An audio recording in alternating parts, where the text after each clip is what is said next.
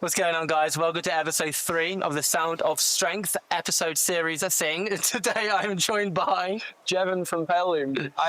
Okay, so always asking people, what is your pre-workout? What are we going for today? Right, I've got a very unique pre-workout, I think. I mean, it's just a standard pre-workout in terms of the fact that it's just pre-workout, but it's Deadpool. Deadpool flavour. Although I don't know what Ryan Reynolds tastes like, but sour cherry pre-workout, lovely and pink. Yeah, just what you need. I'm only going to have half a scoop because I'm already a monster down today, so I don't want to kill myself. Or are we drying it? What do you want to do? Go on. We're drying it, yeah? Yeah, we'll dry it. Why not? You can do a little scoop. I used to do this all the time. Oh no, I used to dry scoop pre-workout and wash it down with Monster. Yeah, I know. At 1 a.m. in the morning. That's PR medicine. This was straight after when I started lifting after college. 12:30, 1 a.m. sessions. It was a gym that me and my friend never once paid for a membership, but we always got the code. And we would just turn up at 1 o'clock and just be there for 2 hours, highly caffeinated. It was great. Best sessions that late in the day or early in the morning. Don't know. Depends how you look at it. But yeah, this that's good, man. Rocket Fuel, so good. They've just started. They've just discontinued it. So if anyone can give me a fix because I'm running out, please do. Anybody got any contacts? I need them. So we're going to do great stuff. upper body. Yes, sir. Absolutely. Bit of bench, bit of raise. Yeah. Take out it, calm, have a little session, and for sure. Get everything targeted, get everything moving around. Awesome. Let's go get set up, and then we'll talk more about some music, more about your running and your recent marathon. Hell yeah. Hell yeah. Let's do it. So what's all like fitness-wise? Have you got a focus right now? Because you've just done the marathon, which... Exactly that, yeah. So did the marathon back in April, kind of like standard marathon season. Where was that again? Was it Manchester? Brighton. Oh, yeah, week before. Week before Manchester. And then London's after that. So in terms of the calendar, it's a couple weeks before the main ones. But it was fantastic. But I was not here in the gym for several months, unless I was doing lower body training. But my upper body was completely just pushed to the side. It wasn't the priority. So it's really a case of just doing a load of upper body exercises now, building back the discipline, building back the kind of routine, movement, the form, and just re-establishing the love for lifting that I just haven't been able to have. For a good few months, but I've been back on it about 6 weeks or so, and it's proving fun. I love it. There you go. Are you going for like a size or a strength or both, or is there much of a goal? Or so at this point in time, it genuinely is just a case of building the discipline up. Okay.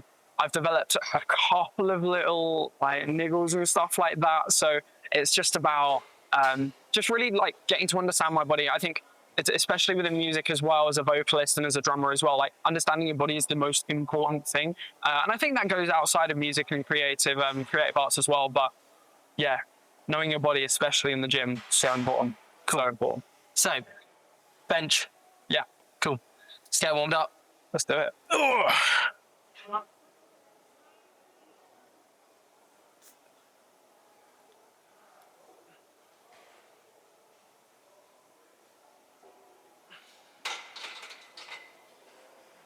So now we've talked about the, I guess you could say the running. Yes. Tell us briefly about Palelume.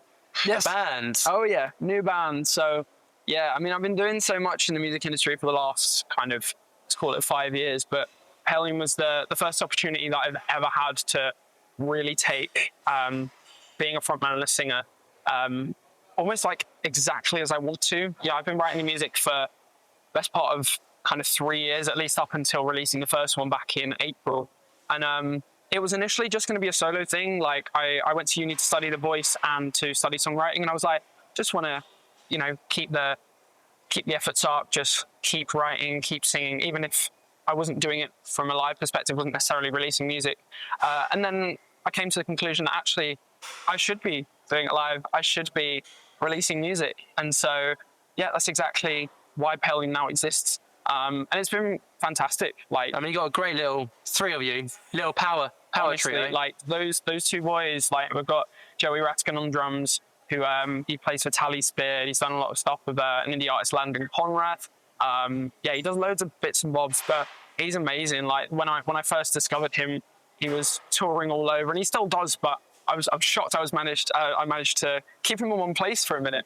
And then doubling down on that is Jacob Truman on guitar, who currently plays for the Haunt, but he's also done Love Is Noise, done Lizzie Farrell, like, household names that people know in the scene. And yeah, he's just everywhere at once. And yeah, to have those guys on not only be in the band, but be so dedicated to it as well, and really take it into their own is just, it's a compliment to my work, but also like a massive compliment to their work ethics. Like, they're evidently some of the best in the game. I'm so grateful to have them.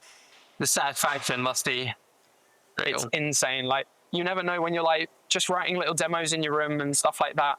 You're like, is this ever gonna be anything? And then there's only so far one person can take it, and then you've got those other two, and they've just really run with it. And yeah. And now look at you. And we'll get to your first show in a minute. Yes, absolutely. What a show it was, eh?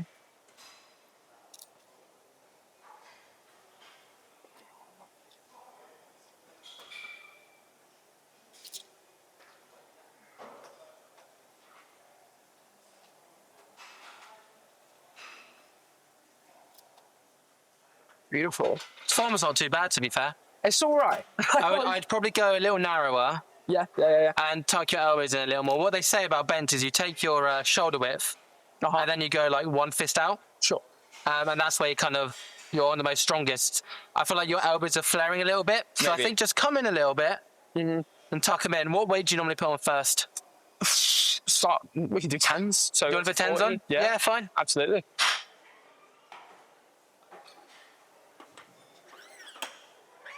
Yeah, my bench isn't awfully impressive. That's I'll all right. be honest, but it's not about that. It's not about the numbers. So what I do is I get my shoulder blades together really as in as I can. Yep. And I'm just inside of this inside ring. Sure. Tuck in, then let it fall naturally to about below your nipples. And push up and back a tiny bit. So I'm more here, whereas you were a bit more like this. Yeah, definitely have my it was either my middle or my index finger Which is still on these. strong. Still all right, yeah. But we can be stronger. we can be stronger. It's all about finding what's right. So maybe put your fingers just on the inside of this, your pinky on just the inside of that ring. I'll give you a little hand up. You good? Yeah, go on, give it a hand up. Because you've got longer arms than me. Now bring it down to about there. Elbows in and up. Does that feel stronger at all, or does that feel weaker? That feels great. Yeah? Yeah. Now put it back a little more. So you want to finish like there, okay? Sure. Yeah. Mm-hmm.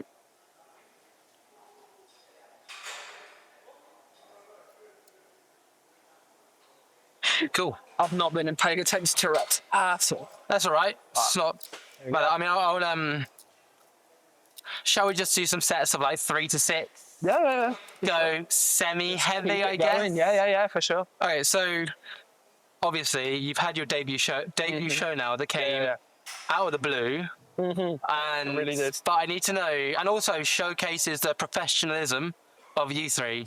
So please tell me more about that. Yeah, so I mean, this show, for anyone that doesn't know what it was, of Palelume, we've only done one show so far, and it was supporting a band called Trash Boat at their Slam Dunk warm-up show.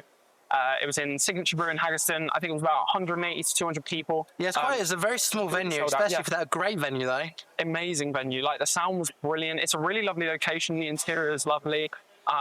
Yeah, it's just fantastic. Like, we really enjoyed it. It was a great place for our first show. So, yeah, very, very lucky to have done that. But not so lucky to have been as unprepared as we were leading up.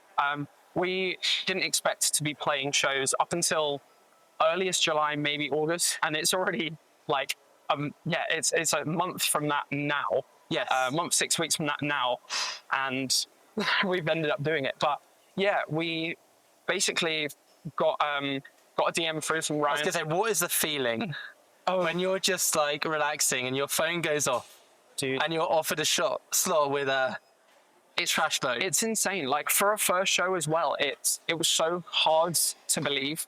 Like, we weren't really sure why it happened, other than the fact that the Trash Boat guys, like, I get along really well with them and known them for a while, and they do understand the work ethic and stuff, and they dig the music as well, which was just fantastic. The thing is, the reason why you got those kind of opportunities is how you are as a person. Is that it's you're quite forward and like you talkative. You talk to a lot of people. What do you want to go up to, by the way? I'll chuck another 10 on now. Another. Do you just want to take the greens off and put a blue on? Yeah, can do. Because you're quite a talkative person. I mean, you're like me. Need to keep me. Is that we talk really easy to people, so we just make friends because we love making friends. You know, a lot of people in bands are quite kept to themselves and quiet, right? Yeah, absolutely. Whereas we're more outgoing, we talk to more people, we make more friends. For sure. Realistically, the reason why they want you on the bill is because you spoke to them, you've gotten well with them, you've made friends with them, there you go, and you've released some really good quality music. They've gone, that's good. I appreciate that. That's what happens. Yeah. And that's No, I'll give you why networking. I know some bands that are the most talented bands I've seen live, but because they don't really know how to talk to people, they struggle. Yeah, no, I know exactly what you mean.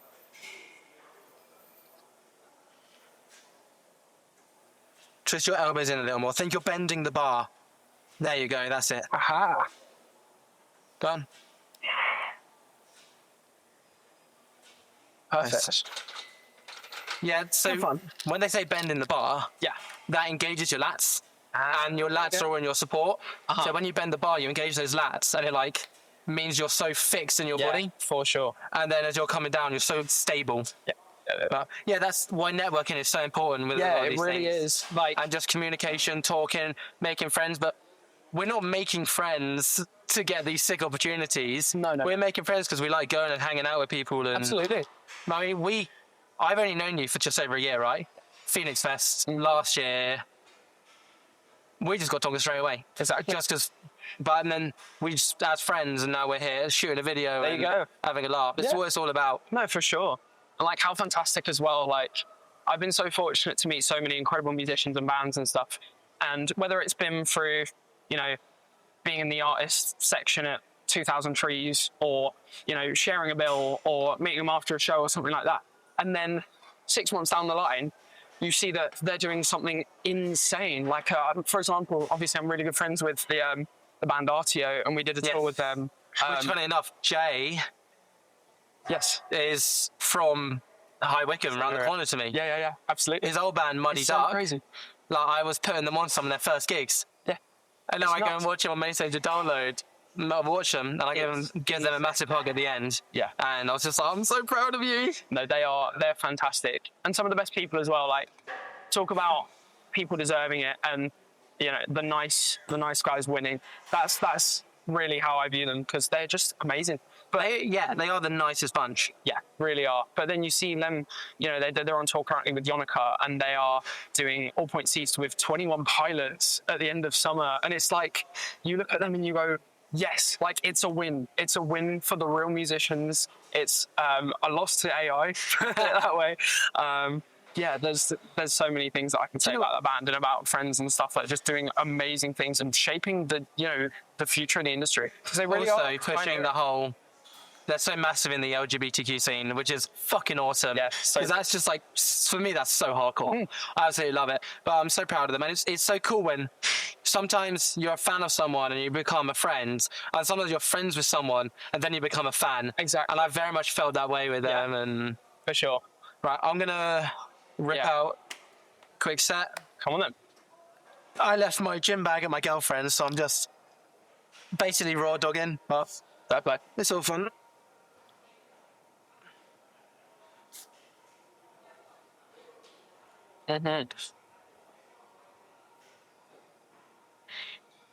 Come on, bad place, That's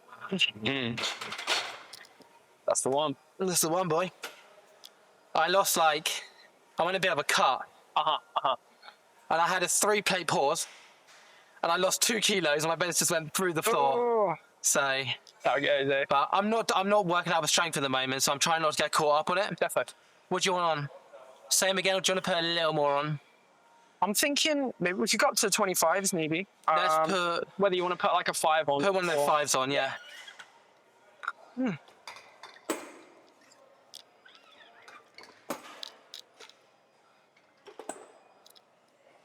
Yeah, since coming back, I haven't really lifted above 70, just for the sake, like, but lots of presses, lots of dumbbell presses. So That's good. Well, look, make sure you control the negative knife so you don't drop it on you. absolutely But tuck your elbows, bend the bar. Your form looked really good last time. beautiful. Thank you. Right. Go on, let's go. Nice. Go on. All good. I will stop there though. That's fine. Decent though. So, Oh, the only thing I say focus on is, just on the last one, you're struggling, I was kind of a bit far forwards. yep. You just got to push it a little further back. That's all. But Absolutely. that was nice. The form was, I get another cue when we talk about leg drive, and using leg drive to like move away is, when you think about your feet on the floor, if you think about pushing your toes out your shoe, like, so you're pushing your feet like that way, Yep. it keeps your body like really tight as well. But probably don't need to worry about that too much until you get. I'm just talking powerlifting talk here. We just it's fun. You've seen my future. That's it. I see you with a bar full of weight. Imagine the scenes. Where did the whole fitness start from, though? Great question. So I was thinking about this. It's going to sound interesting to start, but I am from probably 4 years old. Have had something called pandas, which is like involuntary tick movements. Okay.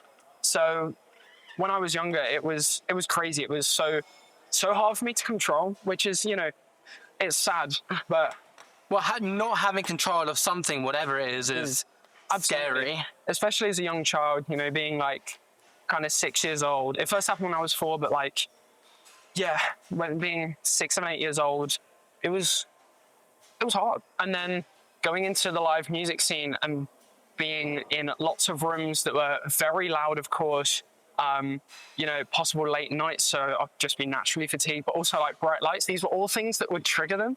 So I used to, grow up in the local scene when I was like 15, 16, playing gigs. And Is that the St. Albans like you were saying? Exactly, yeah. And I'd look like it's a bit harsh saying it now, but my mum was like, it used to look like you had taken something harsh because of how out of control you seemed with your body. Okay. Like I could play music, and I think that's what's crazy is that whilst I was playing the music, I was fine. How crazy!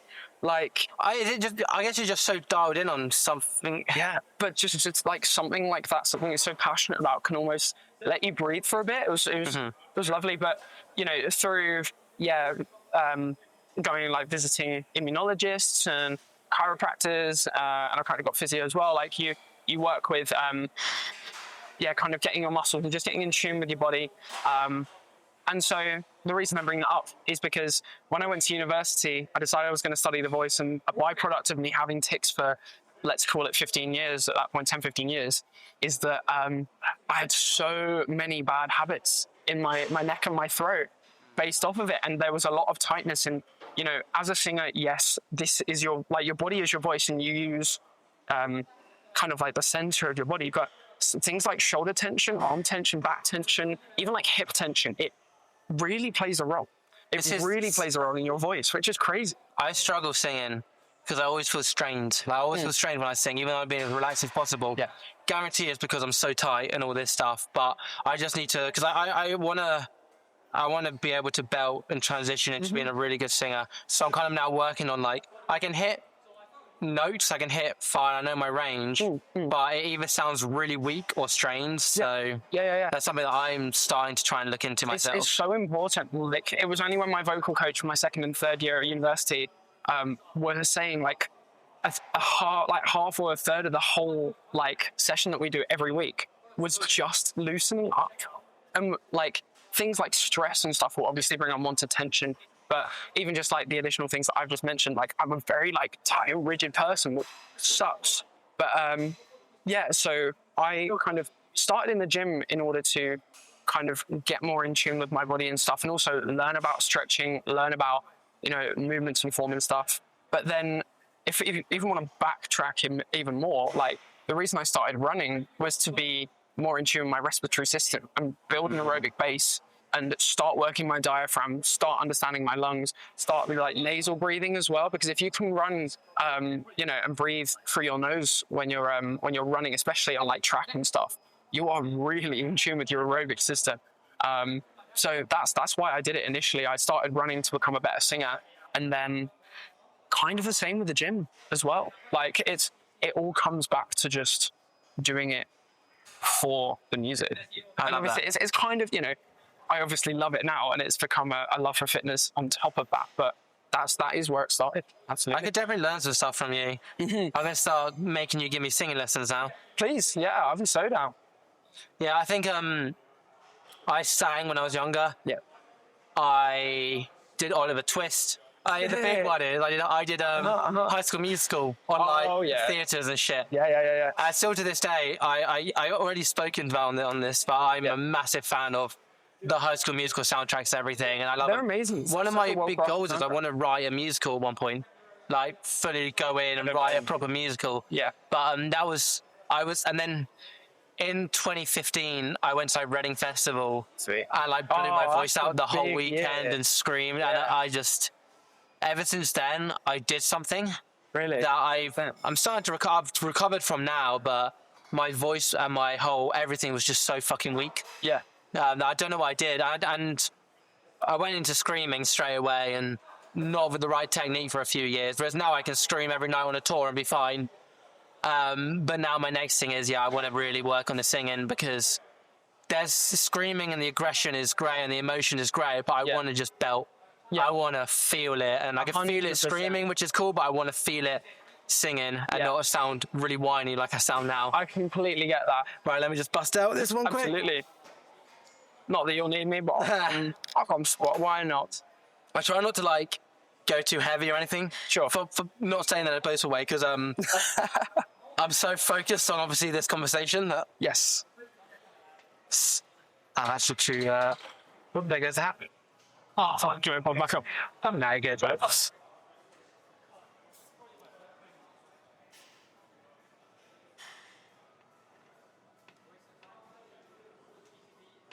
Oh. Beautiful. Yeah. There you go. There it is. There it is. People need to hear what you're saying, Dan. No, they're not going to hear me grunting away. Which one? Let's go 60 or 70 I'll just leave it as is now. Okay, fine. Yeah. Let's look for a little more control, okay? Yeah, for sure. Yeah. Well, I'm impressed already with your form, so. Appreciate it. Bend the bar, bring it down here, and then push up and back. There we go. Lovely.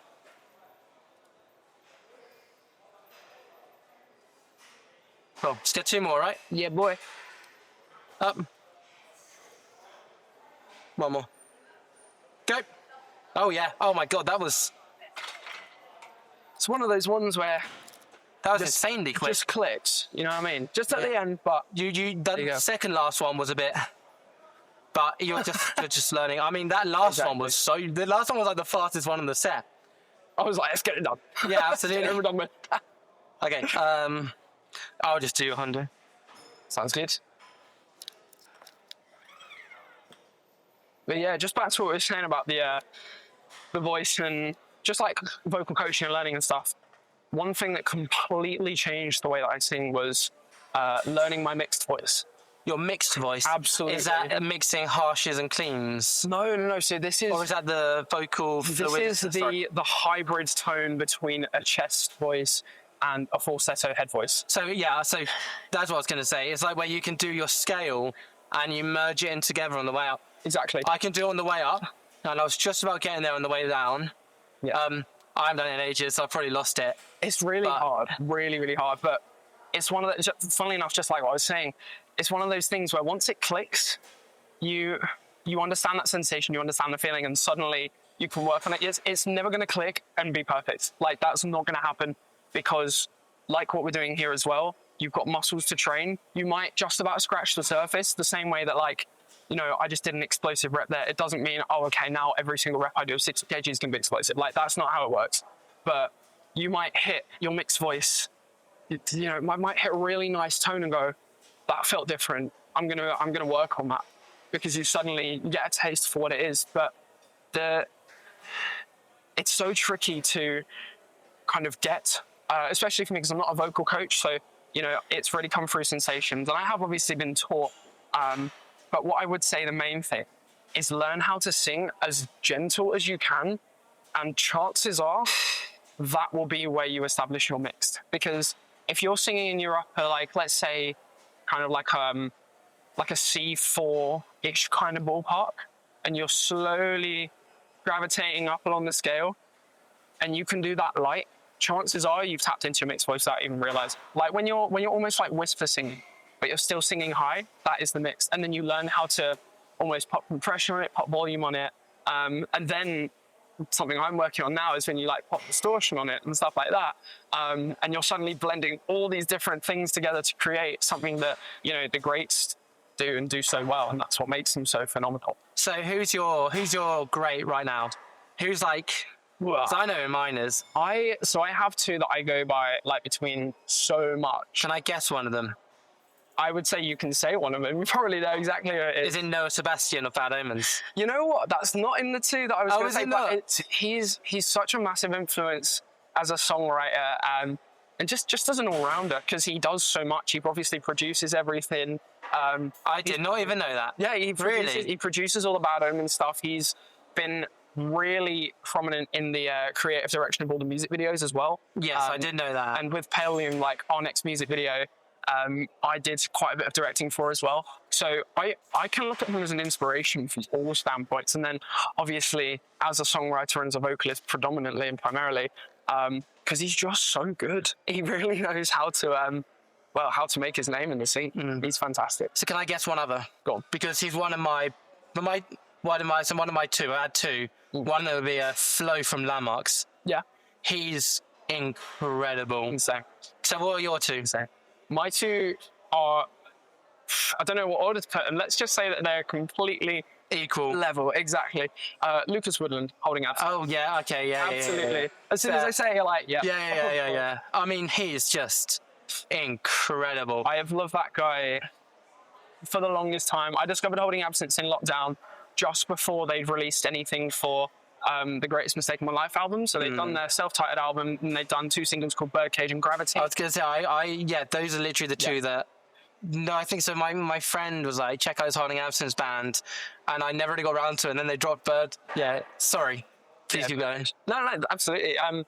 They around that time was just when I discovered them. I think the Heavy Music Awards did a virtual event and a virtual dig, and they were part of it, and that's how I discovered them. And then they did the K-Pit as well, just around the time of starting to release the singles. But I managed to see them at like Slam Dunk and Reading, and I've now seen them just do absolutely everything. I was at a tiny gig they did in Tunbridge Wells Forum to 200 people, and then I think the last time I saw them, because I haven't actually been around playing the UK much recently, was probably them supporting Pierce the Veil at Alexandra Palace.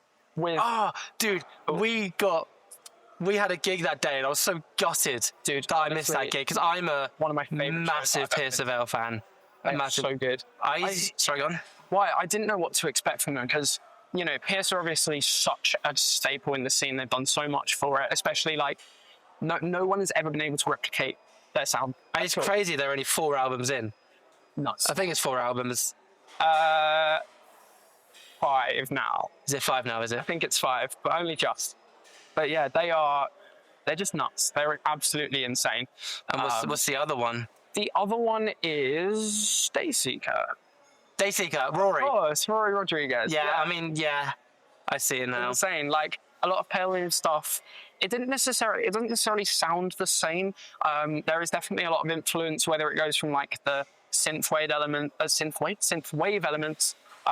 My screams are very similar to Rory because it's weird. My scream has changed so much over the years. Like it used to be it's funny because I used to absolutely love and idolize Trash Boat for the screaming. Obviously I still loved him, but I used to really just want Toby Duncan's scream. And now it's changed to Rory Rodriguez, but funnily enough, playing shows with Toby Duncan, which is like...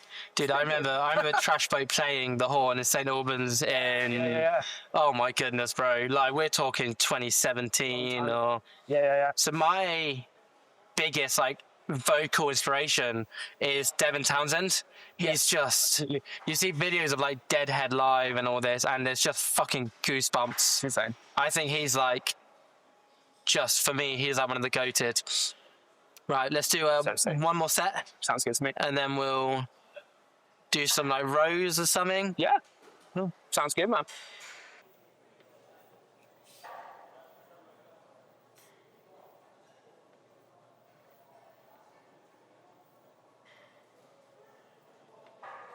Beautiful stuff. Oh yeah. Nice. I'm looking forward to like pushing bench again at some point. Absolutely. I genuinely have only just really come back to it. I've been doing a lot of kind of dumbbell presses, incline presses. I don't know if I prefer bench or dumbbell press because you get more movement in dumbbell press, but bench is just fucking bench. Like, Exactly. it's sick. No, for sure. Yeah. No, I don't know. I guess at this point in time, probably for me, dumbbell press, just because I would agree. that's what I'm doing a lot. So I think it's more versatile of an exercise. absolutely. Right, let's get Cool. him. Let's go. Up. Nice.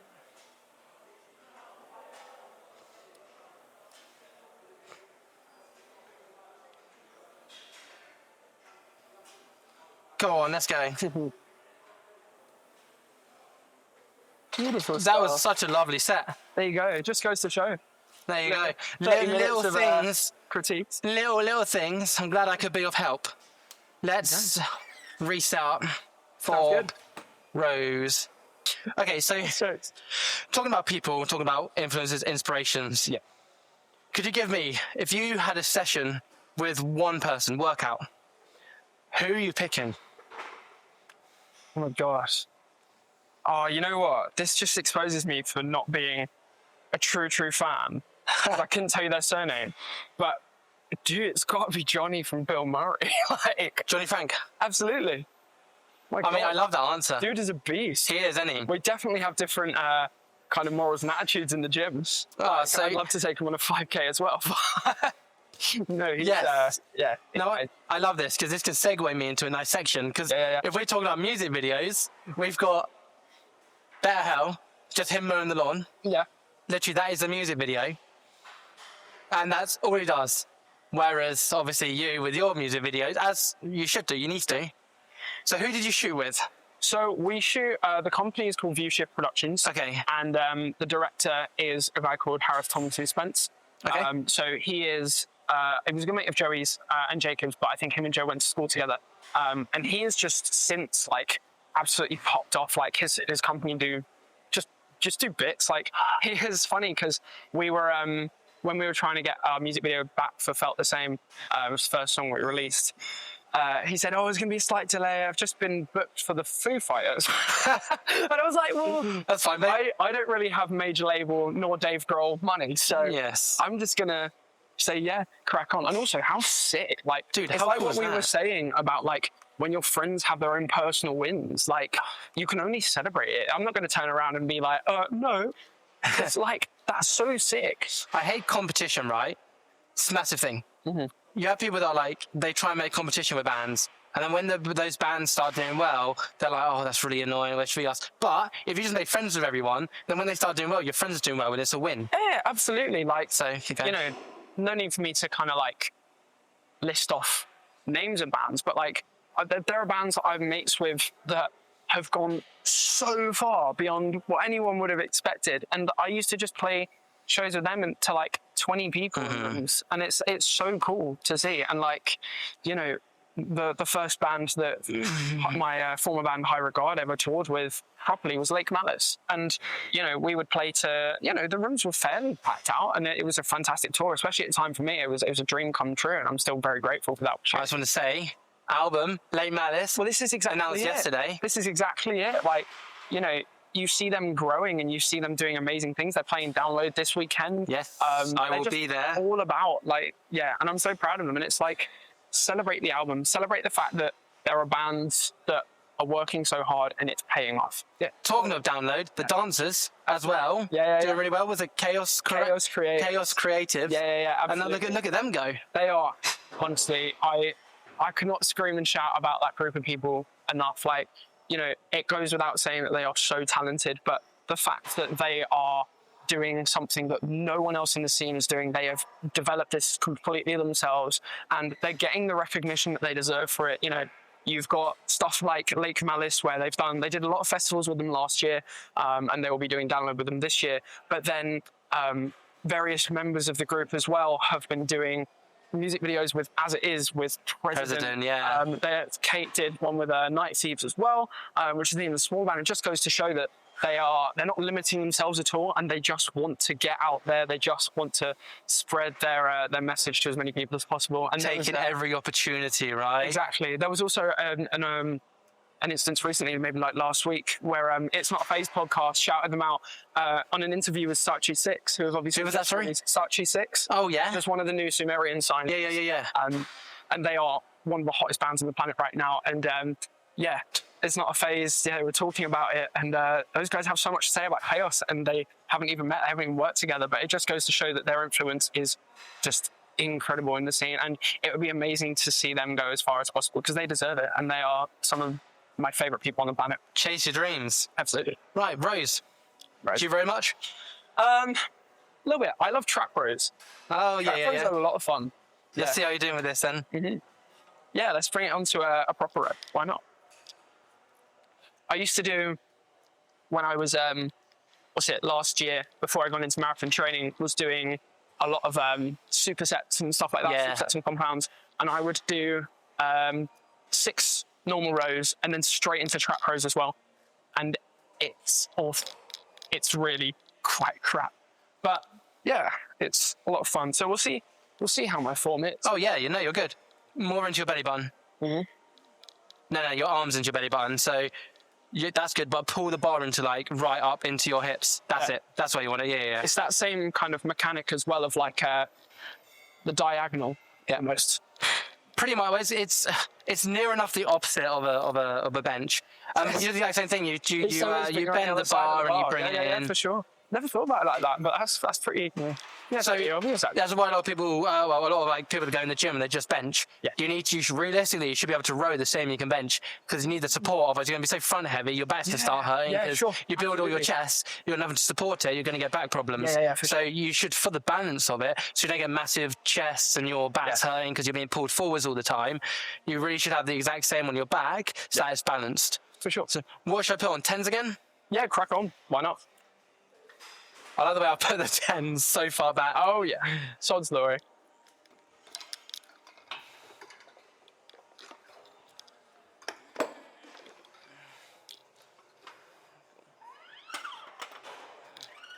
So did you start off, so drumming, obviously. Yes. You've had your stint in drumming. Is this your first vocal project? Did you start on drums and then transition through? How did it all go? It's always been a back and forth. It's genuinely been such a game of tennis almost between being a vocalist and being a drummer. So I started drumming when I was 9. That was the first not first proper introduction to music necessarily, because, as a kid, everyone sings, everyone tries to get involved with little events at school and stuff. Yeah, I hear the grade 6 on recorder. Yeah, boy. How metal. That's so sick. Two of my biggest achievements is grade 6 recorder and an honorary grade 2 tap dance. Oh yeah, I love that. I want to get back into it one day. You should become the first person in the scene to tap and play the recorder live. No, I should become the first person to do a tap dance solo on stage, in a breakdown of one of our songs. Oh yeah. Just tap dance it. Why not? There's a girl online who just tap danced The Dance of Eternity by Dream Theater. Yeah. Mental. But yeah, sorry. So dark. Sorry to interrupt you. It reminds me of the last is kind of different, but is it Lauren Jumps who does all of the skipping? Exactly. That's lovely. Yeah, that's hilarious. It's not hilarious, it's an art form, but it shows why you should keep your passion, because I wish I kept tap dancing. I'm the frontman of a hardcore metal band, and I'm here talking about I wish I kept tap dancing. It's so sick, though. I feel like we all have stuff like that. Yeah. Where it's something that we, not a guilty pleasure as such, but just something that we would have liked to have kept. That might be a bit more confusing to what we do now, I think a bucket list thing is I'd love to actually perform on stage as part of a theatre or something. Yeah. And just because right now I'm focused on the I'm going to do a High Rocks with Jason Chaos Reigns. Sick. I finally gave in to doing one. And I think I'm going to spend a bit of time focused on that. Then after that, I might just be like, screw it. Contact a couple of friends I used to know from dance and be like, have you got like a tap dance performance coming up? Sure. And can I come and do it with you? But yeah, so drumming, tangents. Absolutely. We love a good tangent. Yeah, for sure. Do you want to go 20s? Or Why is not? that, Yeah, let's do it. No, 100%. That's fantastic. Yeah, so, I was drumming from the age of 9. I mean, up until now, but I used to drum in various secondary school bands and whatnot. Probably, gosh, as soon as I could. I was so eager to get into a band when I was starting off secondary school when I was about 11, 12 years old. But I think it was when I was 13, someone asked, oh, can you play the bass guitar for us just for something? And I was like, well, I can try. And I loved it and I could do it, weirdly. So I joined that group and then started singing in that group. And that became my first band, Blue Hour. And my goodness, I did so much with those guys, way more than we ever thought we would. Like, we were the band that was like winning the external battle of the bands outside of schools and stuff, like 15 years old, like playing against, fully grown men, like stuff like that. That group just exceeded my expectations. I still love those boys so much. We all keep in contact. But yeah, that was when I was doing a lot of frontman stuff initially, and then had the opportunity to play for, at the time, a local band because they needed a drummer, and I obviously had expertise in drums, having been taught, actually had lessons, and that's what I did. Mm-hmm. And yeah, that band ended up being High Regard, and I just got in at the right time, just before they started playing big shows, and we clicked so well that I just stayed along with them up until very recently, and now I'm back on the frontman grind doing stuff with Palelume. So it's just back and forth. So in theory, I should probably go back to drumming in like 2 years. We'll see. My first band, we were like in like year 4 or 5, couldn't play any instruments, called the Tough Tigers. Oh yeah. TUFF, because we were all dyslexic. And then I was in a band called Table 21. Yeah. Playing bass. And we were all like pretty, shit musicians. Mm-hmm. I thought, no, that's not true. We were just like 11, 12 years old, started drinking together and all that stuff and doing music. I feel like that's what it's about, though. Like, at that age, you're not trying to be the next big act. You're just trying to have fun. We did well. We absolutely packed out the horn. And then in 2019, the singer's one of my best mates ever. I'll get onto him in a minute. Sure. Drummer was just a massive ass.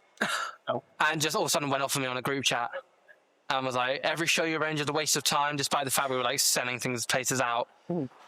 And so I was like, well, I quit. Obviously, nothing happened. And they were like, we need to get the band going. I was like, he just needs to say sorry or we get another drummer. Yeah. Fine. He wouldn't say sorry. So that was it. And then the lead singer went on and with one of our best mates and formed Alien Chicks. Amazing. They're a great band. Amazing band. So yeah, they were like, they formed a few years ago and now they're, I mean, it was so because like we were doing some really good stuff, but a bit more pop punk indie-esque. Yeah.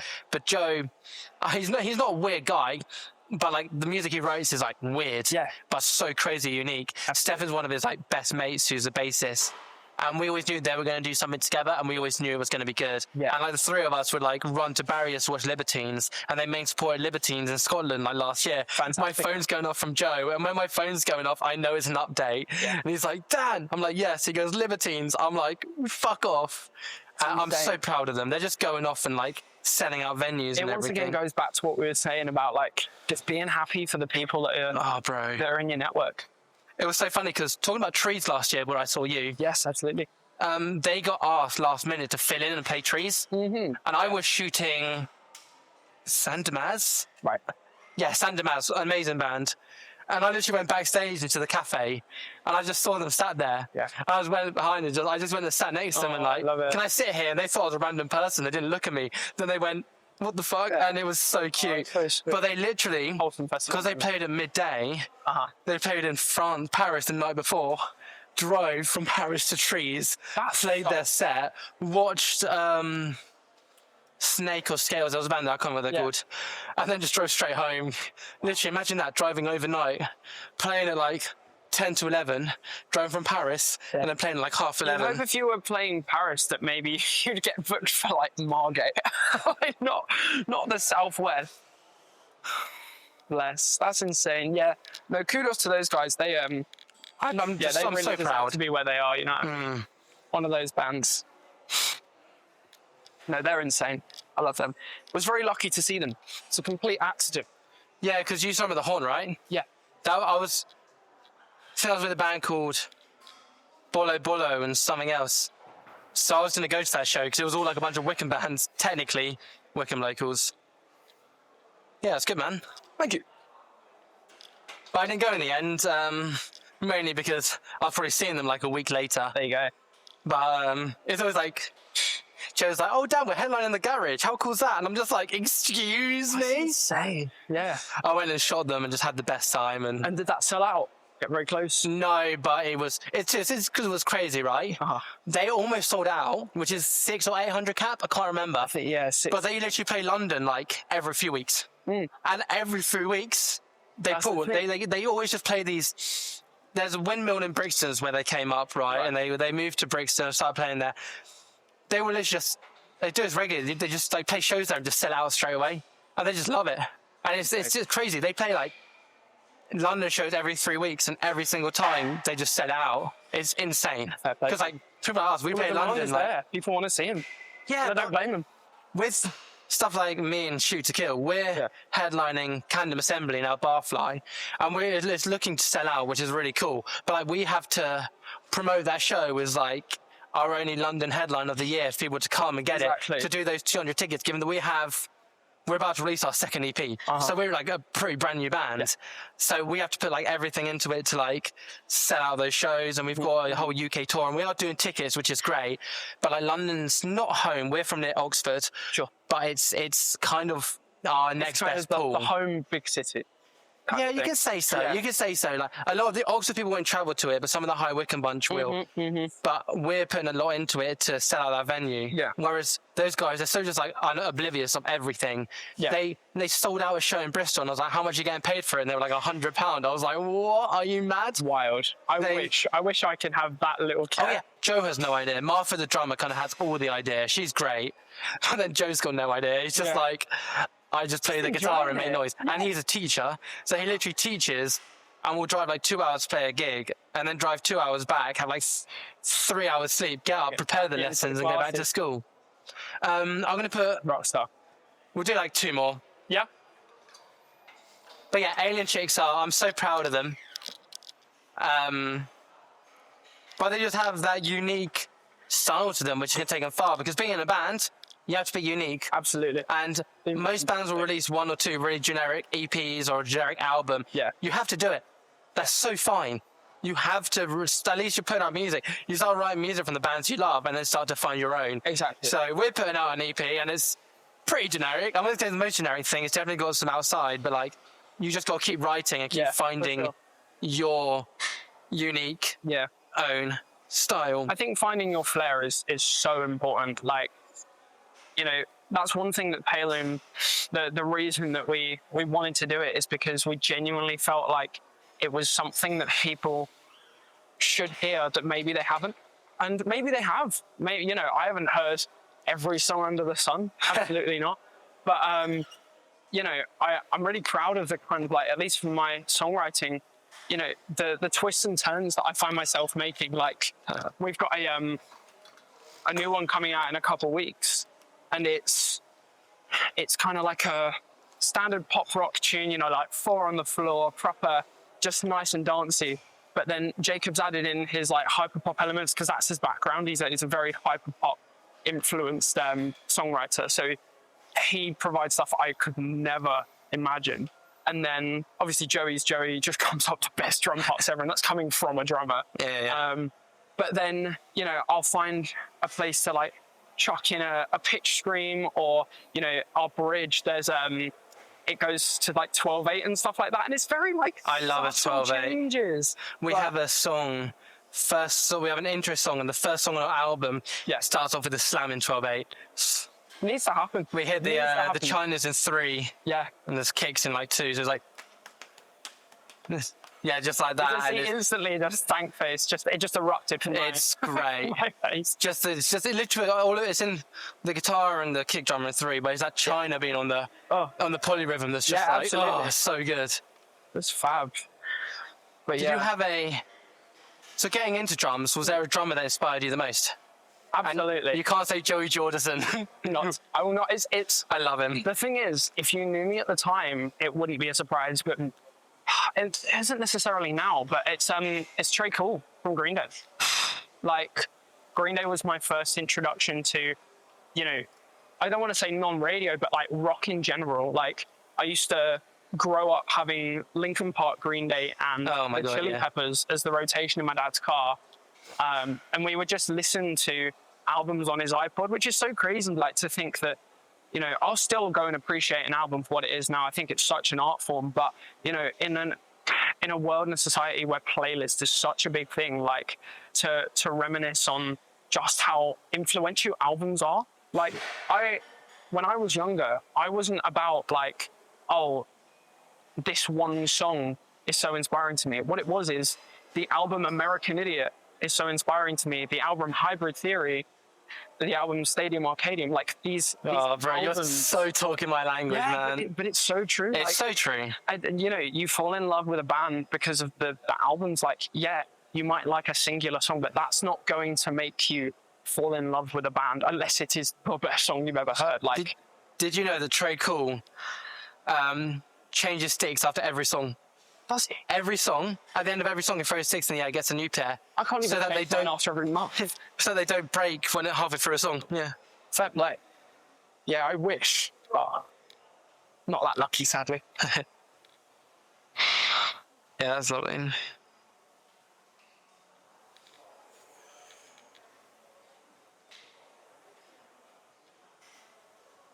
Nice. Do me.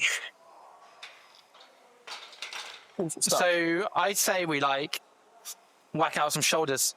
Yeah. Because if we're talking upper body, I feel like we've done chest, back, do some shoulders. We're doing overhead press. Would you rather do a barbell or like a dumbbell? Let's go dumbbell. You want to go dumbbell? I agree. Sure. Do you know what is funny though? We never got your answer. About? One musician. Sorry, not. Start that again. We never got your answer. If you could work out with one person, who's it going to be? No, we did. Don't worry. Oh yeah, we did. Ignore me. All right. I'll say it again though, because I'll scream and chat about that. Shoulder press. Yes, sir. There's nothing else to say really. Let's just do it. Let's get some just warm up. Defo don't need to be using tens, but my girlfriend told me off the other day. She said my form wasn't good enough last time. Beautiful. And she was completely right. I watched it back and I was like, yep. I was too arched and my shoulders were too far this way. Yeah. I'll let you send it for me. Because my bicep tendon kind of attached to the shoulder, it can be quite funny. But we'll see. It's okay. Right. We'll work it out. I'm not trying to lift heavy today. Two upper bodies we can't lift heavy whilst we're doing this kind of thing. No, exactly. Whilst talking and everything as well. Come down to the bottom. Now bring your elbows in like that. Yeah, so much better. There you go. Ooh. You probably don't want to quite go that low.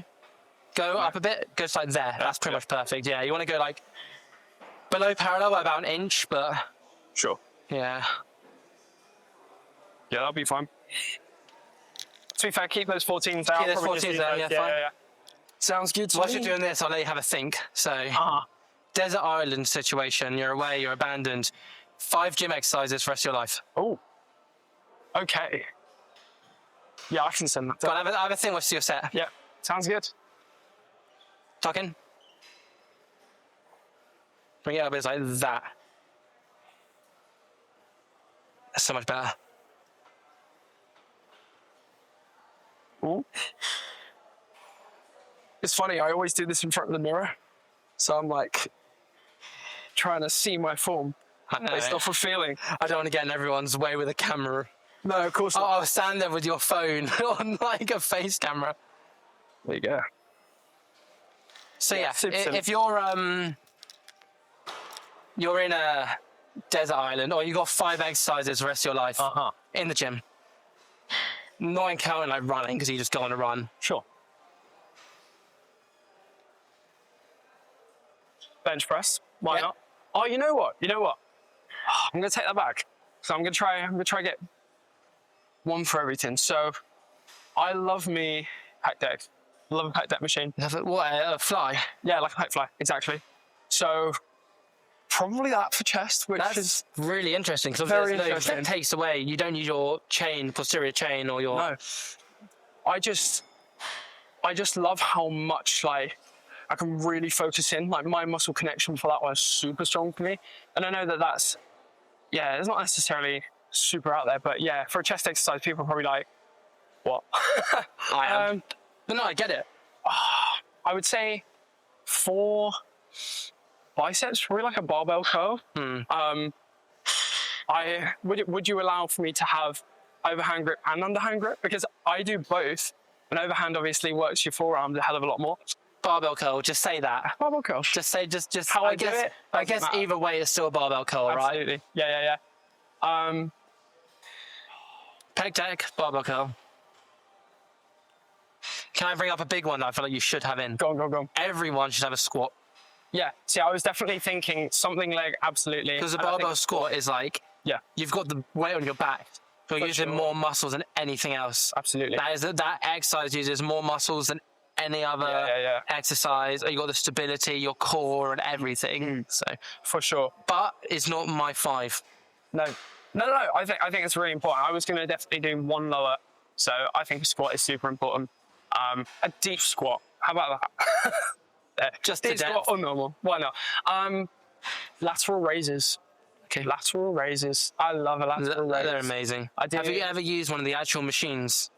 There's like 2 wheels. Yeah, I know what you mean. Yeah, Nothing better. Best Really? exercise in a gym. yeah. Pure gym can't facilitate that for me, sadly. But yeah, I know now people know who we are. But yeah, Yeah, so, like they're not going to work out. They can, it's got a they can work it turquoise. out. The turquoise colouring. No. Final one. What have we not? You done shoulders, you done back. Honestly, rows. Yeah. I love the trap rows, but rows in general, so important. So important. Right, I'm going to go up a little bit. Sounds good. I think I might do as well. I'll chuck 6. Yeah, that was a little. You went like 10 to 12 there, whereas you want. Is that 5 to 8? So. So go on then. What's yours? I'm asking you a question now. God, I hate this. I had this the other day when I was working out with Omar from Daigora. As I was like, so what is it for you? And he'd answer the question and go like, what about you? And I'm just like, I'm not used to being asked. Squat, bench, squat, deadlift. Sure. Sorry, squat, bench. I take an RDL over a deadlift. So an RDL. Then I need a back exercise. And I've decided I'd take pull-ups.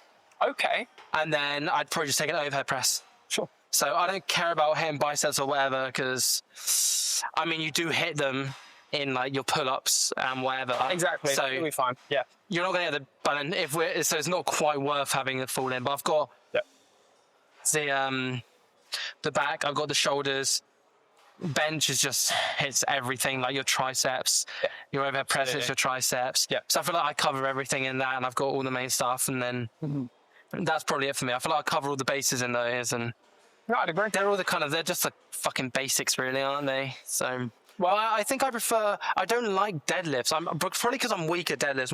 My squat, my deadlift is like 10 kilos over my squat, Sure. which doesn't really make sense a lot of the time. Maybe a little more. Yeah. But I think why I like RDLs is because it's more constant. Deadlift, obviously, you're ripping up really heavy weight, heaviest weight, all that stuff, which is cool. Yeah. But I think I'm not necessarily doing it for strength. Right. I'm doing it for like just overall health and building my hamstrings. And the whole time you're in RDL, your hamstrings are always under pressure. There's no like rest at the bottom between weights. Absolutely. So I think I just keep an RDL, so I got the constant pressure on my hamstrings. Yeah, for sure. That would be my those would be my 5. Fair enough. I rate it. And then the other one I ask is, which I'm actually going to change. So I normally ask people what are their 5 albums if they went to the desert, whatever. Okay. But actually, I'm going to change it. I want, because it's a gym-related thing. Sure. What 3 bands what are your go-to, like, 3 bands in the gym? So you've come for a session. Okay. Oh, that's another thing, because I do a lot of playlists.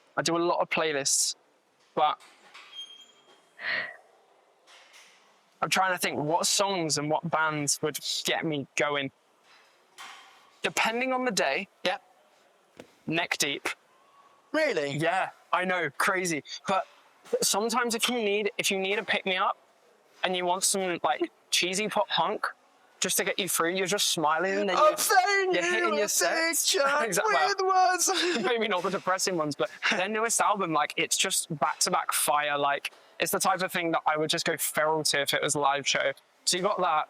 Speaking of feral, Knocked Loose, bro. Yeah, man. Knocked Loose. Absolutely. Like, yeah, that What, band like the band really is the band of our generation right now, really, in the heavy music. doing so much for the scene. Dude, the fact that a beatdown hardcore band have 1 point whatever mil monthlies nominated for a Grammy, they hit a pig squeal on Jimmy Kimmel. I know. And I used to insane. see that band. I was so lucky to see that band in the small era. Yeah. I'm so proud of them. It's like I don't know them personally, but No.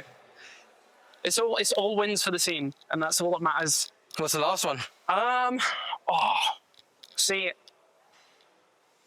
I'll do some honourable mentions. Boston Manor, Oh man, definitely. yeah.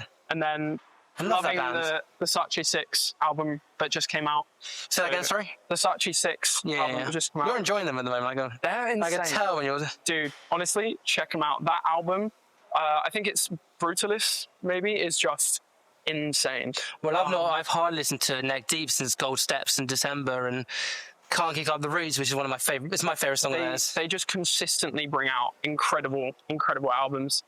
With their self-titled that came out last year or 2 years ago now, being the best, defo. In terms of a final one, you know what? I'm gonna completely throw a curveball in. It's not gonna be an artist you'll know, but if we're going completely away from rock, I've just discovered a guy called AJ Vitanza. Okay. And he's like this is going to sound ridiculous. He's like the new day Justin Bieber. Like, Okay. he's so fresh. I love like emo rap and like hip hop influence, like emo rap. So like Post Malone, The Kid Laroi, kind of The Weeknd, but Weeknd's not as emo.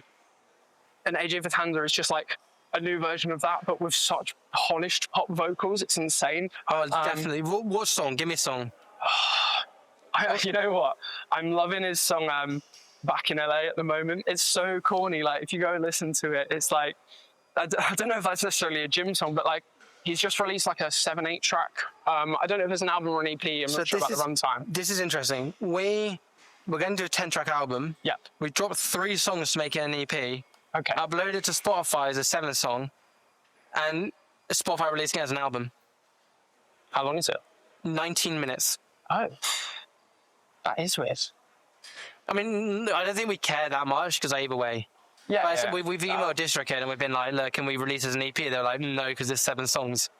See, that justifies what it is, though. Yeah, I mean, It's meant to be a runtime that exceeds half an hour, right? So, yeah, because we got an intro track, an interval track, and 5 songs. yeah. So it's only actually 5 full songs on there. Very weird. But I yeah, mean, the upcoming Palelume EP that hasn't been announced yet is 5 songs. so that would definitely be an EP. Yeah. But I thought it was 8 songs Spotify did, so I put up for 7. They're like an album. I'm like, it's not. But I mean, to be honest, it doesn't really fucking matter. No, not at all. You're getting music out there. I want You're bands to getting start a record releasing albums. Everyone's doing EPs. Oh, I want to see some albums, man. You know what? I know I've already spoken about them, but RTO's newest album, Soul Rock, Oh yeah. beautiful piece of work. Yeah. So good. I'm so grateful to have been able to play on the Soul Rock tour to celebrate an album that is already so influential, but it's just going to continue to be influential. Like, the amount of people I talk to where they're like, I love this album, like, it's so new, so fresh, it's just exciting. It's like, we need new music. You know Have what I mean? you? So there's a band called Revenant with a Yep. 3 as is REV3. 21-year-olds just doing deathcore, just like Suicide Silence. Beautiful. It's so nice. It's so refreshing. love It's it. just it makes me so happy. I was what you saying need. to Jason the other day on episode 1, Yeah. go listen to it if you haven't. Plug, God, whatever. I put on this festival and these bands called Minds of the Corrupted. They've just changed their name to something else. Uh-huh. But it was like their second show, and like 3 kids turned up with no drummer, put drums on tracks. It was the most like unhuman, like blast beat tracks ever. They were like 17 years old, I think they are, and they just threw down. They played at 12:30 in the morning, and when nuts, sick. I had the best time. I bet. Like proper like long hair scene and just like stamping and shaking and just like jars. It was so refreshing to see. Sounds sick. I wish that I only started writing metal when I was like 21, but I wish I started when I was younger and just. Yeah. No, I know exactly what you mean. It's so refreshing to see because you're young. You're 22, right? Yeah, 22. Yeah. So yeah, I was your age when we started like writing metal. So I wish I started when I was younger because like I don't know. I try not to get too much anxiety caught up over it. I'm like 27 and now we're only starting to release like music really. Yeah. So I wish we wanted to. The aim of the band was we form, we tour, we play every show ever, but we formed in 2020.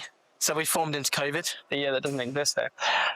So in 2023 we finally got going and like we did Bloodstock and sold out the Black Heart. Oh yeah. Then had like a really quiet year, had some member changes, and now we're only like this feels like we're about to go into our second year of a band. Yeah. And yeah, I'm about to move house and all this stuff. So Well, second year of being in a band like is almost the first. You know what I mean? Like for Palelume, we're very much in the mindset that yes, we've launched this year, we're releasing our first record, we're doing all these music videos, hopefully playing our first shows, but I feel like next year, 27, if everything goes to plan, that should be the first year of us being a proper band that exists on you have to plan some sort of circuit.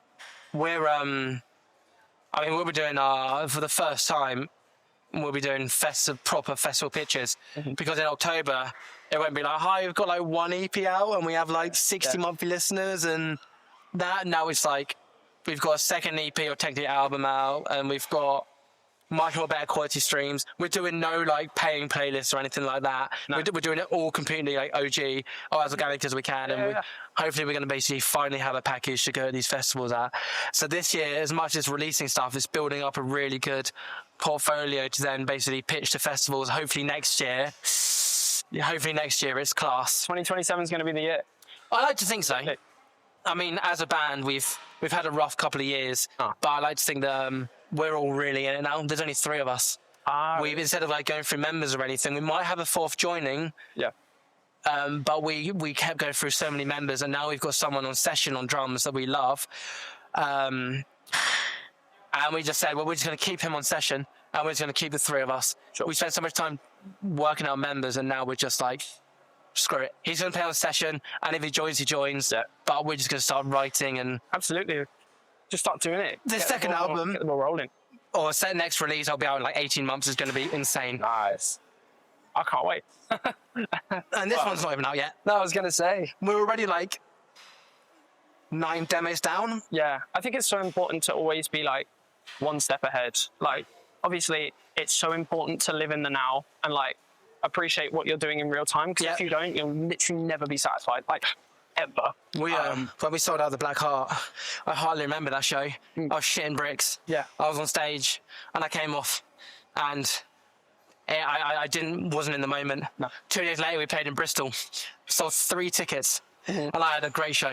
Yeah. Because I lived in the moment. Yeah. So that's the thing. You always get like so stressed, and this is something that happened for Palume's first show, where like, you know, there were a couple of things like not going perfect, and you know, I'm definitely one for stress and anxiety. It's definitely a big part of who I am. Stress and anxiety. So you play your first show in like a blooming sold out venue. I bet that was horrible. With 12 days notice. It was insane. And how many practices? 1 the day before. So that's what you need in your band. You need the ability to do that in a band. It's crazy. It's amazing, and like, as I've been banging on about, or have been banging on about, like the work ethic of those guys, and you know, the work ethic of myself. I'm not gonna, you know, kind of put myself down at all, but it just goes to show that we really wanted to do it. And as much as we did live in the moment, you get so fixated on it coming, and then when it's actually here, all you want to do is like just like zone in on it, and it's so hard. It looked good. The crowd looked good. Put those on your knees. Do it properly, because you have to do it properly. Kick up one by one. So kick that one up, right, and go there, and then kick the other one up. A lot easier. There you go. Especially when you go heavier. Yeah, true.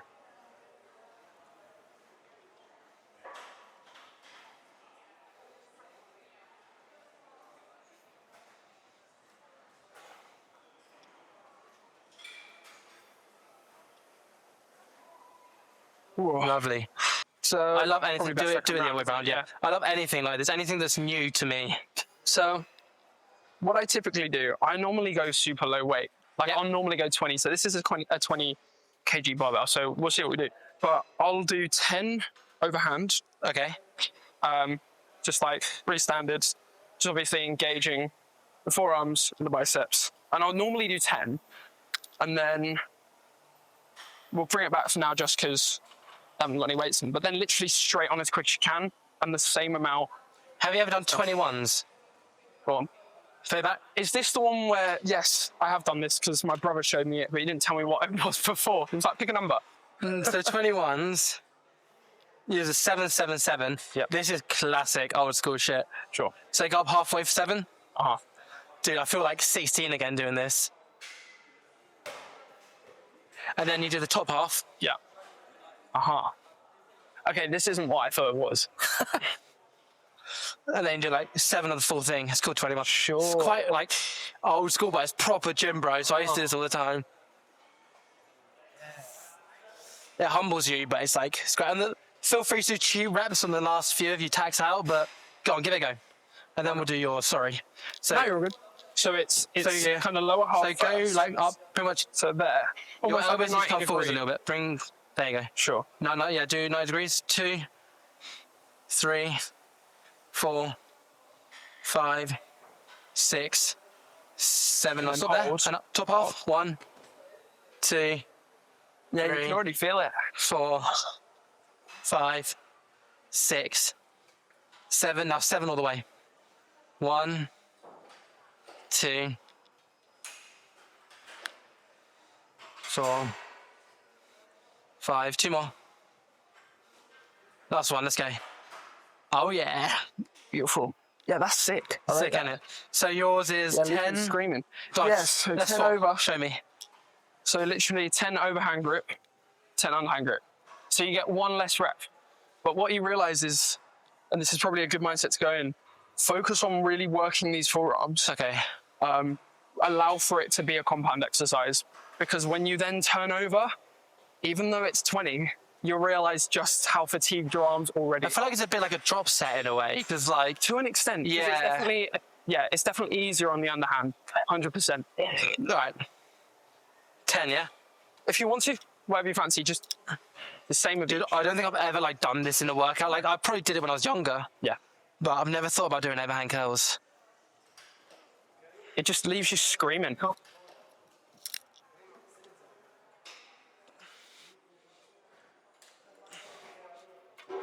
Very nice. Oh yeah, look See? at that. Oh fucking Suddenly hell. 20 kg doesn't feel too light. You know some Russians doing this for like 100 kilos, don't you? Oh, absolutely. Yeah, Oh, it's a lot. that's nice, isn't it? Yeah, it's great. So I'll typically do, because you know when you're doing 20 reps effectively, it's all about the stamina side of it, and I do a lot of that. I do a lot of like kind of like low weight, high rep. Just at this point in time, it helps for aesthetic, but also like it's practical. You know what I mean? So yeah, so I'll typically do 20. I'll do 2 sets of 20 kg, 10 and 10, and then I'll go to 25, and I'll do 8. So 16 reps in total. I'm up for it. Let's do it. Yeah. So yeah, even though I've done a 21, I'll happily. That's fine. Come as a set. So just do one of these, Sounds good. and then I'll go up to 25. Yeah. So I'm like whacking the mic. Sorry. Surprised you stand so narrow. I just feel like I have really good posture with it. Fair Or enough. like it just keeps me ingrained in the floor. Oddly. Good posture is very important.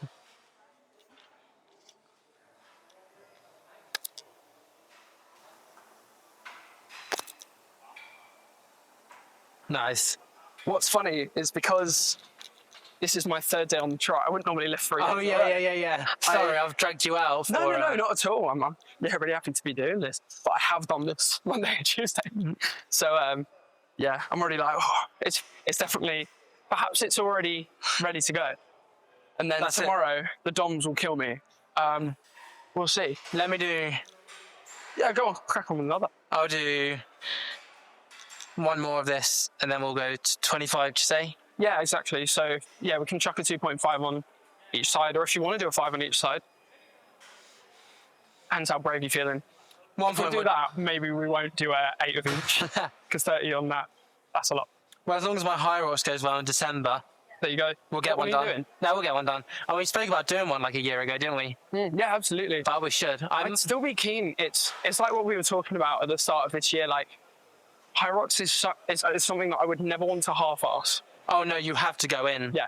So Like with that, I just want to make sure I got the time, because one thing that we haven't spoken about, obviously, the marathon was fantastic, but the busy lifestyle surrounding training meant that I was only really able to get the best part of 500 kilometers in, which, like in terms of training, which isn't a lot. It's not a lot. Like to someone that's not a runner, you'd probably be thinking, "Oh my goodness, like this guy's ran 300 miles over 4 months," but it's not enough. When you cut it down, That's the thing. Over like 16 weeks, Yeah. it's not as much as you want to be doing. Like 30, that's really only about 30, 35 kilometers a week, which is still good. You know, it got me to doing the marathon in under 4 hours, which is fantastic. Hell yeah. Because that's what I wanted to do. But I know for a fact that if I was able to stick to the plan that I had, I definitely would have been able to send it further. And back to what we were saying, if I was to do a high rocks, I want to make sure that I can train as much as possible, really dial in, because I want to do it. I've got a competitive edge, as I feel like a lot of musicians and creatives do. And I want to do well, only for myself. Dude, I'm the same. So obviously I don't need to put on any more strength. Like, I am strong enough for a high rocks. Yep. I need to get my 5K back down. Now, like the first 5K, so a month ago, I did my first 5K in like 28 and a half minutes. Yeah. On Saturday, I did 23:20. So I'm already down 5 minutes. That's insane. But I mean, I used to go to park run like 18 minutes flat and then go train back when I was younger. See, that's insane. I've done it a couple of times. Not that quick. I don't know what my park run PB is. I know that my 5K PB is just over 90 in a minute. That's good. That's really good. Yeah, that was just prior to marathon training, funnily enough. That was when I was working for speed as opposed to distance. Yeah. But yeah, I think my park run PB is probably like just under 21. I'd love to do a sub 20 park run. I think mine was my park run was 17:21 was my best. I was like 16. I weighed about 50 kilos. I think I weighed 51 or 52 kilos. Insane. So about 25 kilos lighter than I am now. Yeah. But I have the 7 years. But yeah, I used to run the park run and then go and do a training session. Yeah. I was never like the best runner, but I was good. Yeah. I was good. Yeah. So my brain's like, I need to just kick the muscle memory in, and then Exactly that. And then now I think because when the first 5K I did, it was horrible. Because it was like the first thing I did was just get out so I could do 5K. And exactly that. Whereas the other day I set off and I just felt so light on my feet. Yeah. I was able to carry it through. So hopefully it's all about that muscle memory, like you say. Remember, like dialing back into how it was and stuff. And like, you know, when you're trying to like get better and running stuff, I mean, any movement at all, but fueling is so important. And recovery. I think that's probably where I fell short in the actual marathon, was that my fueling it was still good, but it wasn't as great as I would have wanted. Like, I should have eaten more. I should have started my carb loading a little bit earlier. Because I remember getting to the end of the marathon and feeling so empty, like nothing in my system whatsoever. I definitely hadn't given myself enough sodium. This is important, yeah. Yeah, massively. And I know a marathon is different to doing a 5K, but nevertheless, the discipline of fueling yourself and, you know, putting stuff in to get the same out is so important, like so important. You're so proud of yourself, bro. Yeah, it's been good fun. I think, given that my fitness journey only started probably about 2.5 years ago, really. Mental. It's just great to know where I am. And it's like what we were saying earlier about like my tics and stuff. Like if I could just like go back in time and tell that 6-year-old kid that he'd run a marathon. And something we haven't even touched on is I know I did a marathon this year. It was my first one, but I actually did an ultra marathon last year. Really? How far was that? 90 kilometers. And like, I would have never been able to do that when I was younger. So testament. And Yeah. you know, you can get so fixated on like where you want to be, but actually it's Look at so where you are. important to look at where you are and where you've come from. Yeah, I definitely do not do that enough. It's really hard to in this industry as well. You Yeah. constantly want the next thing, and you constantly feel like you can be better, or you're not good enough, or whatever. Give us me once you change script. Done. Beautiful. Let me pick whatever I knocked over up.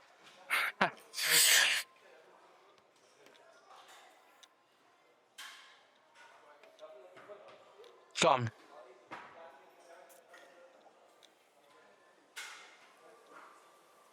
I've just realised I've done the set of 10 when I said I'd do 8. I thought you went a couple more. Go on, come on. Beautiful. Well, I'll definitely do 8 next. But yeah, Are we doing one more? yeah, why not? Send it. Yeah, I think as musicians and creatives, like, we always fall short of realising where we are, always Yeah. wanting the next thing. Like, it's like what we were just talking about. Like, you're already thinking about the record after this one, and I'm already thinking about, 27 is going to be a great year. But, like, goodness sake, at this point in time, Palume's only released 2 songs. No, I've done 10 as well, what an idiot. Yes, exactly. It's like...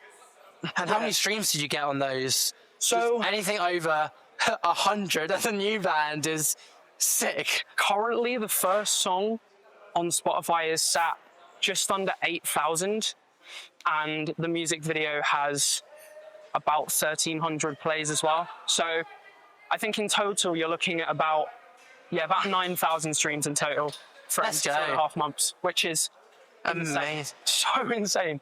And we can only hope that it's just gonna keep going in that direction, because evidently we did something that people liked with that song. Yes. And like, even if it got 500 or something, like, think about how many people that is. Like, Yeah, I know you think about it in a room, right? people can get so fixated on like, 8,000 streams isn't very much. If every one of those streams is a person and turns up to your gig, you are playing a night and a half. You're playing 2 nights at Brixton.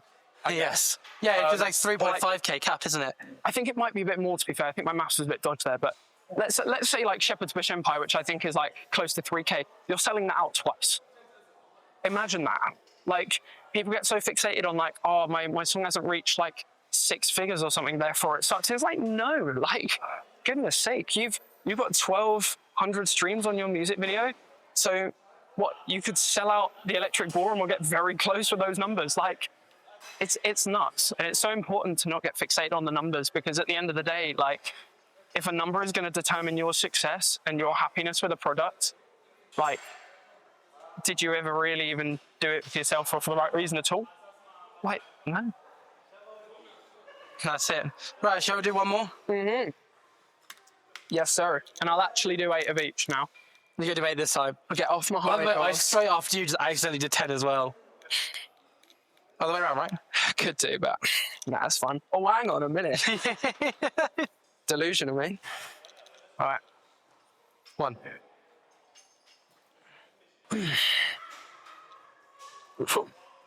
One.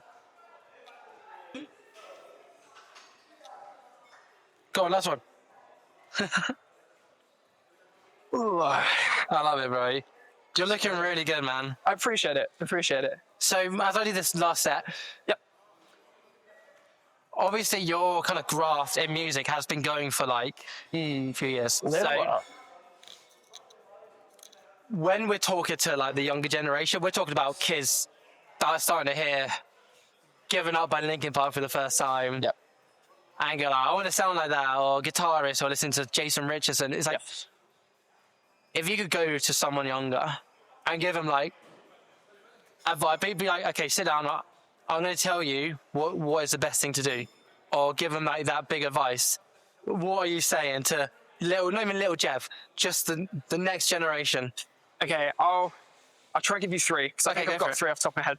First one is, don't apologize to yourself for making mistakes or getting it wrong, because failure not only is a massive part of the process anyway. But on top of that, you will never feel success as rich as it is if you have not failed 100 times first. Like, you're gonna write bad songs, right? Write those bad songs, because if someone said to you, you need to write 10 songs for one of them to be good, you can just write whatever you want. Yes. But one of them is going to be a banger. You would just write them. You would just write those songs because you are going for that goal, and you're going for that banger that you want. And it's like, that is actually just real life. Like, yes. But no one's going to tell you that. Fail as much as you can. Exactly. So there's that. Second one, which I think is so important, is like, wholeheartedly and unapologetically listen to what you want to listen to. Mm-hmm. Because I didn't really grow up around people that like the same music as me. Like, yeah, I was in a band when I was younger, but we all kind of liked Green Day. But when I started veering off into things like As It Is, Neck Deep, like Stand Atlantic, all these kind of weird bands that were like coming up, there was no one with me to like stand with me and say, yeah, that's it. You just have to like what you like. And then you're way more likely to write something that you love if you are taking influence from the things you love. Not just being told, oh, you need to listen to Ed Sheeran, you need to listen to Capital Radio and stuff. You need to listen to what's current, because that's not how the world develops. You need to go against the grain. You need to do what you like, especially if you like music like this, where it's a little bit underground. Obviously, it is coming up, but I mean, look at Knock Loose once again. How underground is that sound, and how big is it now? But that would have never happened if people didn't believe in that. And it really always stems from belief. Mm-hmm. So that'd be my second. And then the third one, to remind myself what it was. Think your capital 2 if you can't think of it. No, I want to get believe in yourself. Yeah, absolutely. We'll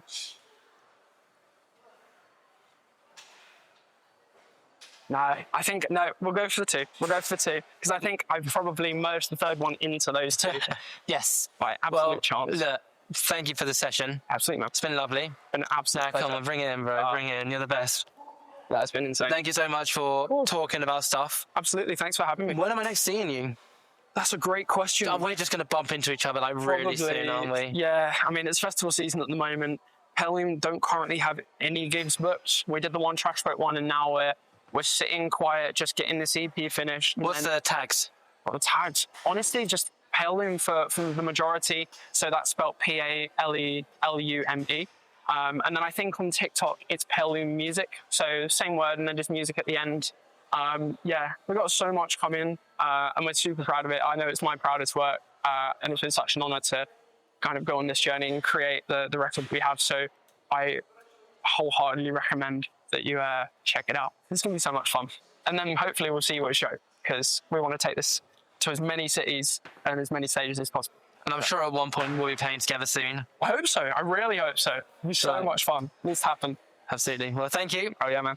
Cheers for watching, guys. And go check out our episodes and tune in next time. That's fun. Take care. Thank you.